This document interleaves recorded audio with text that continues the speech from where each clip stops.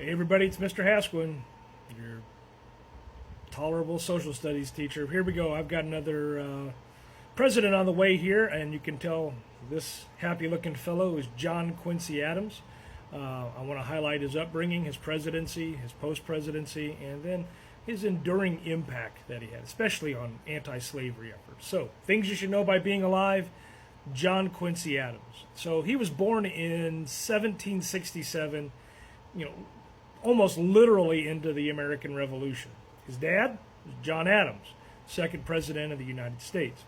At age 8, John Quincy Adams was able to watch the Battle of Bunker Hill from a nearby hilltop. At age 14, he was a diplomatic secretary in Europe, and he was translating French and helping to negotiate treaties. He grew up in embassies and Enlightenment salons, and he wasn't on the farms and the frontiers of America. You could make an argument that he was the most prepared president in history. He was fluent in multiple languages, he was Harvard educated, and he was a seasoned diplomat before he turned 30. Now, his diplomatic experience, John Quincy Adams became one of the most successful diplomats that America has ever had. As Secretary of State under James Monroe, he was the mind behind two major achievements. The first one was the Monroe Doctrine. That bold message to Europe to say, stay out of the Western Hemisphere. We got this covered. And then the other one is the Adams-Onis Treaty. This was negotiated with Spain, and the result of the treaty was, hey, the United States gets Florida. Now, John Quincy Adams understood America's global position long before most of his peers.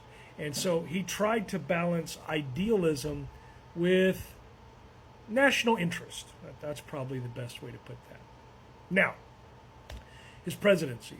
So, the election of 1824 was kind of wild. There were four major candidates that split the vote. And John Quincy Adams didn't win the popular vote or the most electoral votes. But because nobody had a majority in this election, we go back to the House of Representatives, just like in the election of 1800. And Adams wins in the House after Henry Clay, made a video on him earlier, Henry Clay was able to swing support in the House towards John Quincy Adams. Andrew Jackson was like, what the heck is this? This is a corrupt bargain. And he never let it go. Now, as president, John Quincy Adams did things like, he proposed a national university, promoted science, arts, and infrastructure. He supported Native American land rights, and he envisioned an America that was a nation of learning, not just land.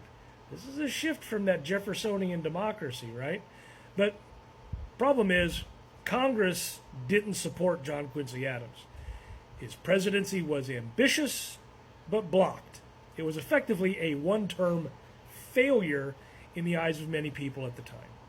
But here's what makes John Quincy Adams rather unique. After his presidency, he ran for Congress and won. He served nearly 17 more years in the House of Representatives, becoming a fierce opponent of slavery.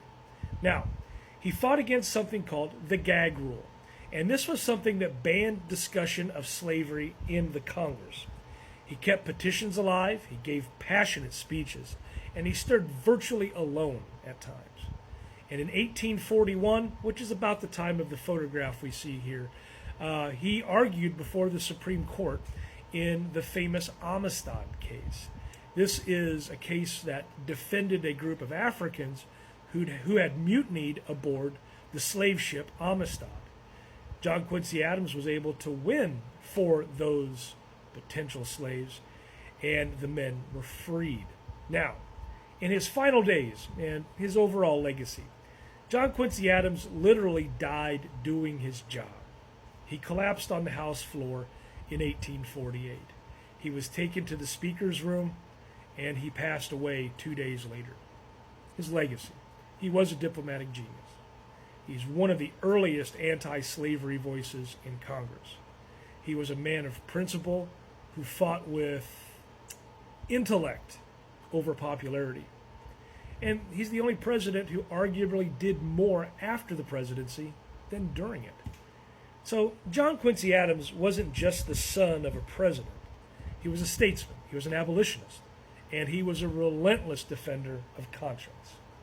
If you would like to learn more about John Quincy Adams, I would recommend the movie Amistad, a Steven Spielberg film in which Anthony Hopkins portrays John Quincy Adams. I mean, it is a movie that stays pretty close to the source material, but of course it's going to be, made kind of sexy for Hollywood, right? But still, it's a story, it's a movie worth watching. If you found out something you didn't know today, you learned something new, or just reinforce something you already knew, please take the time to like and comment, share, follow, whatever it takes for me to make more of these things you should know by being alive. And, because John Quincy Adams proves that true leadership doesn't end when power does. Thanks for watching.